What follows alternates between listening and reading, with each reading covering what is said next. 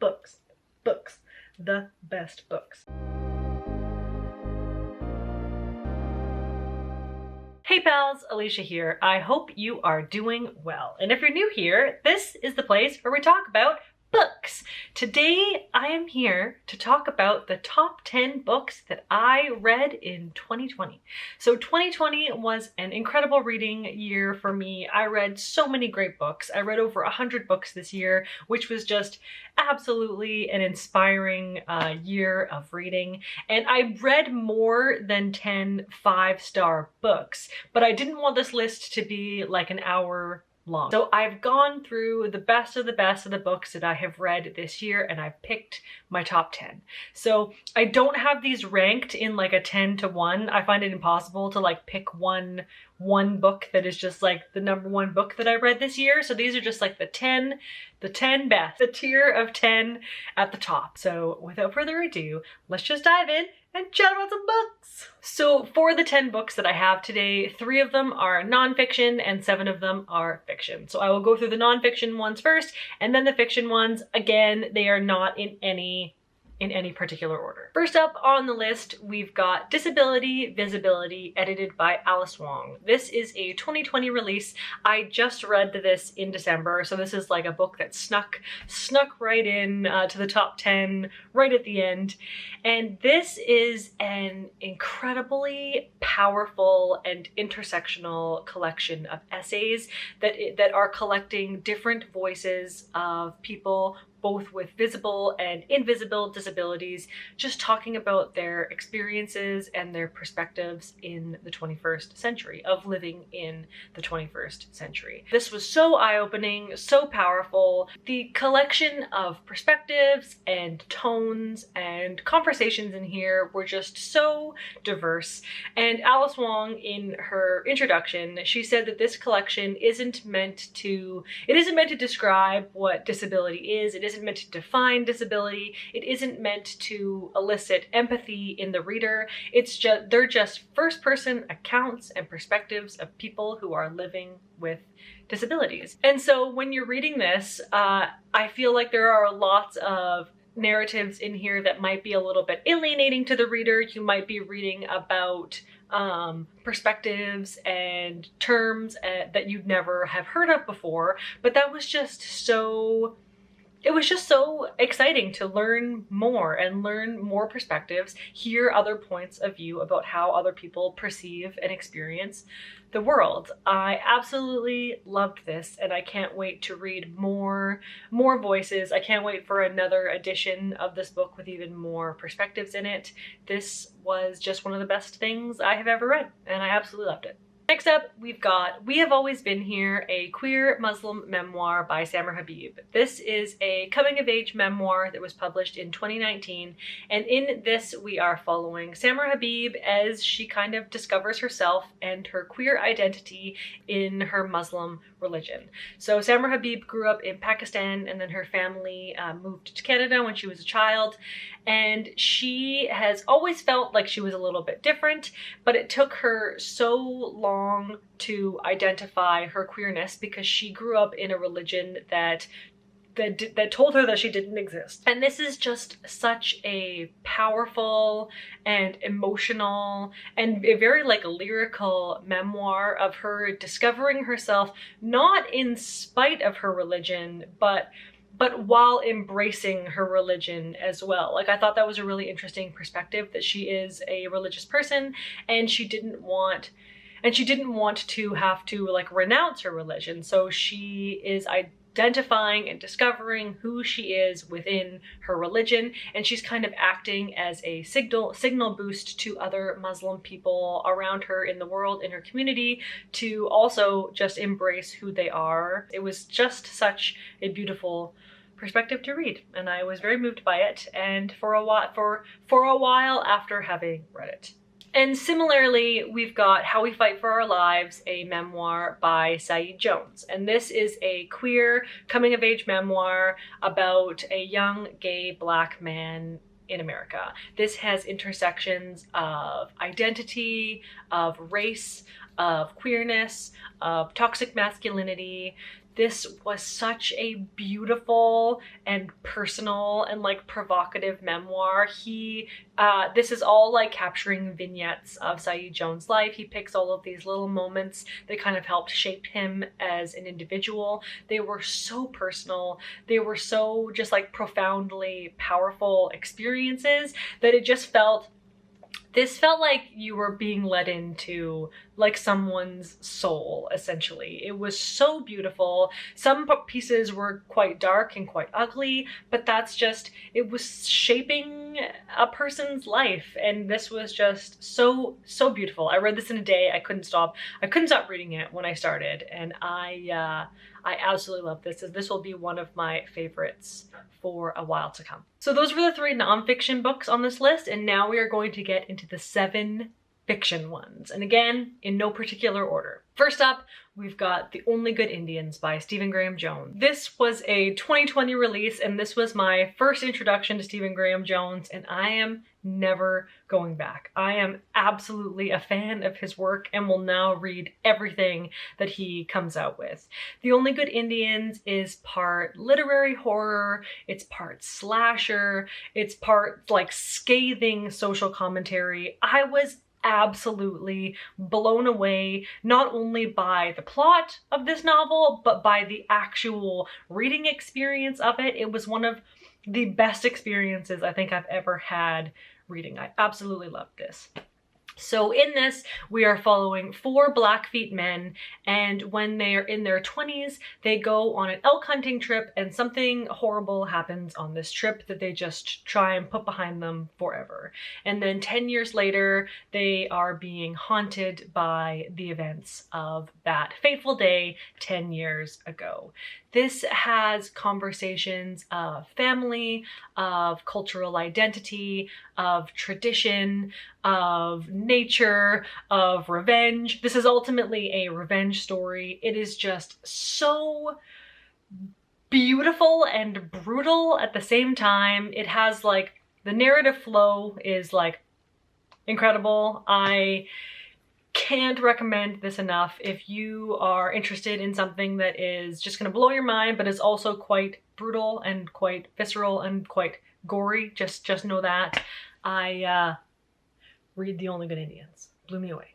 Next up, we've got My Dark Vanessa by Kate Elizabeth Russell. This also was a 2020 release, and this was one of the most hyped books, I think, of 2020. And for me, My Dark Vanessa absolutely lived up to the hype. This was like one of those horrible, amazing reading experiences where I hated every second of reading this, but I was so glad that I was reading it, and I was so glad that it existed. My Dark Vanessa is like an absolutely heinous novel of abuse, of child abuse. So this is dual perspective. We are following Vanessa when she is 15 years old at a boarding school, and then like 20 years later when she is in her 30s. And when she's in her 30s, a bunch of people start speaking out of this one teacher that she had in school and accusing him of abuse. They are speaking out of his abuse. And she was a victim of his abuse. She was in a lifelong relationship with this man, essentially, and does not feel that she was a victim. So this novel has the conversations of abuse, of child abuse, of how that shapes and like warps someone's mind and perspective, and also how not all survivors of abuse feel that they even did receive abuse or are not yet ready to confront that they received abuse. This also focuses on a character who is not likable at all, which I thought was so important. Like, Vanessa is one of those just like really annoying, like unlikable characters, but someone's likability does not mean that they don't deserve justice for what happened to them. So I just thought that that was so incredible and important perspective to have. This just makes you feel like absolute garbage. It's so dark and devastating to read, but I just felt like it had so many conversations that were so important and so important to have. I absolutely loved this. Next up, we've got Indian Horse by Richard Wagamese. This is a coming-of-age contemporary story from 2012. I read 2 books by Richard Wagamese this year. I read Indian Horse and Medicine Walk, and they were both incredible. They were both 5-star reads, but I think this is the one that just kind of edged out Medicine Walk a little bit. This is a coming-of-age story set in the 60s, and we are following an Ojibwe man named Saul Indian Horse.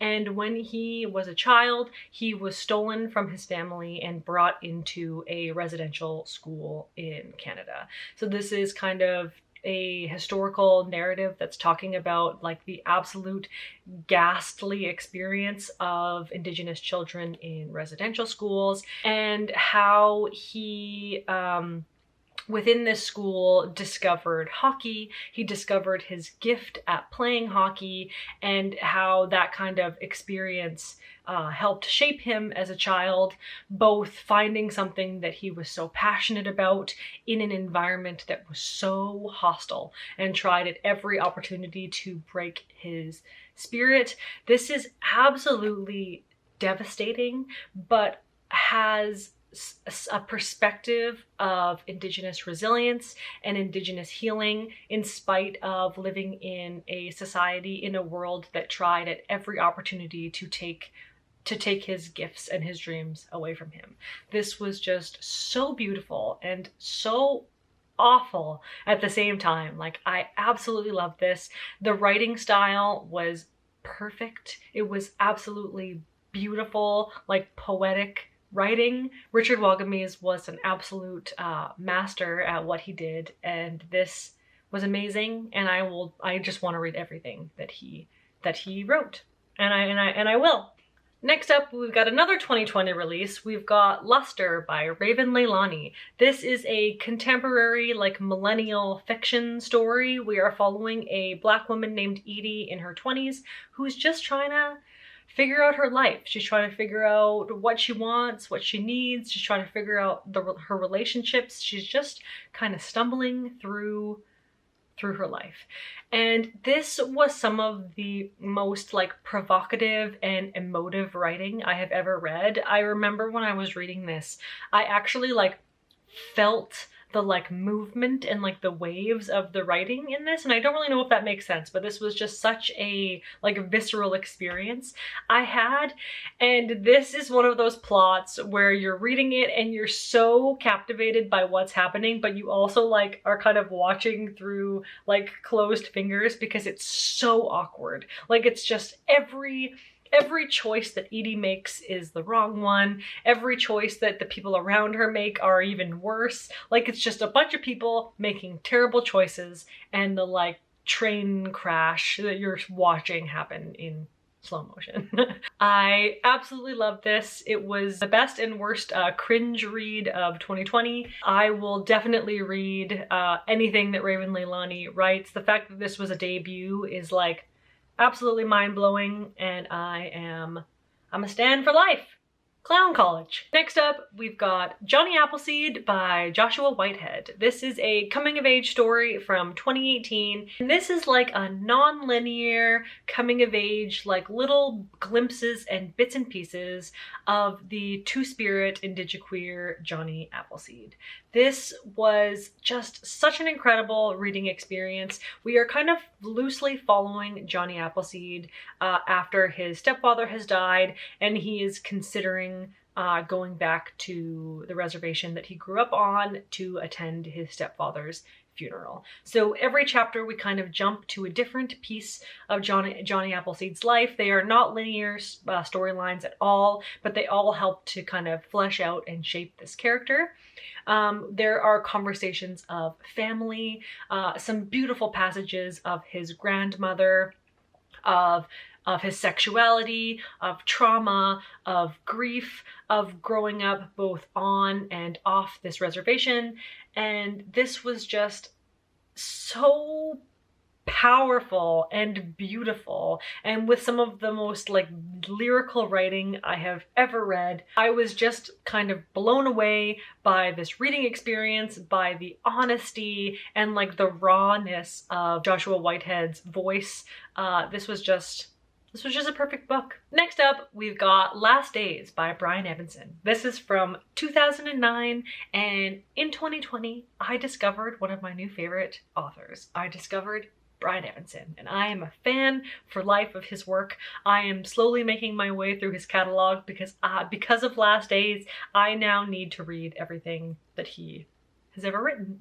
So Last Days is like a black comedy, mystery, noir story. We are following a detective named Klein who is just trying to retire. He's just trying to like slow down his life and just get out of the detective business.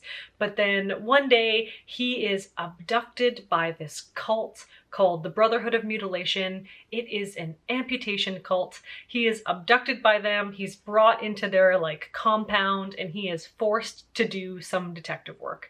So he has absolutely no interest in being here. He has no interest in working for this Brotherhood of Mutilation cult, but they're making him. He must do this before he can, you know, drive off into the sunset and retire. So this is so hilarious. It is so dark. It is so violent and strange. The writing style was some of the most compelling writing I have ever read. Klein is one of those protagonists where he's so minorly developed, I think on purpose. Like he's basically just a voice. Like he's not really described at all as a character. And I found that so easy for me to then slip right into that point of view. So I almost read this feeling like I was Klein and I was experiencing everything that Klein was experiencing. It was just such an amazing and fun reading experience. I absolutely loved it, and I think you should read it. And finally, the last book that I have for this best of 2020 list is When No One Is Watching by Alyssa Cole. This was also a 2020 release, so there was lots of great books that came out in 2020. When No One Is Watching is a psychological thriller with a very sharp edge of social commentary. I absolutely loved this. This blew my absolute mind. This was such a fun reading experience. This is promised as Get Out meets Rear Window, and I couldn't really think of a better comparison. In this is dual perspective. We are following a black woman named Sydney who is returning to her mother's brownstone in a Brooklyn community. And then we're also following a white man named Theo who is moving into this community with his girlfriend. And when Sydney is returning to her mother's brownstone, she kind of realizes that the community around her is very quickly gentrifying. A lot of her neighbors are just kind of moving out quickly and leaving without a trace. It's happening a lot quicker than she would have thought, and perhaps a little bit more suspicious how some of these people are just kind of vacating their homes with new people moving in like almost immediately. So she decides she's going to become like a little bit of an armchair detective, and she is going to look into what's happening in her community and why all of these families are quickly leaving and why all of these businesses are kind of very quickly gentrifying. So this is like a psychological thriller, but it is also very horrific. Like I would align this more in like the horror category. This was so fast-paced, so fun. It had conversations on gentrification, on redlining in America. I feel like this was extra scary because every single thing that is explored in this novel is something that has already happened in America or is currently happening in America. Like it was just such a scathing social commentary, but wrapped up in such a compelling, exciting plot. I absolutely love this. And this was like the best thriller that I read this year. The best thriller I think I've ever read. This is like, I think this is the first thriller I have ever given 5 stars, and it was supremely well deserved. This was incredible. So there you have it, pals. Those are 10 of the best books that I read in 2020. So I read a ton of great books this year, so narrowing it down to 10 was quite difficult, but those I think are the best of the best in my opinion. Let me know if you've read any of these books and what you thought. Let me know if you want to read any of these, and I would love to talk to you about them. So thanks again for being here, pals. I absolutely love talking about books with you all. I can't wait to see what we all read in 2021. I am so excited for the year of reading ahead of me. Let me know what your favorite books were this year, and I would love to get some recommendations. So take care out there, stay safe, stay spooky, Happy New Year, and until next time, see you, pals!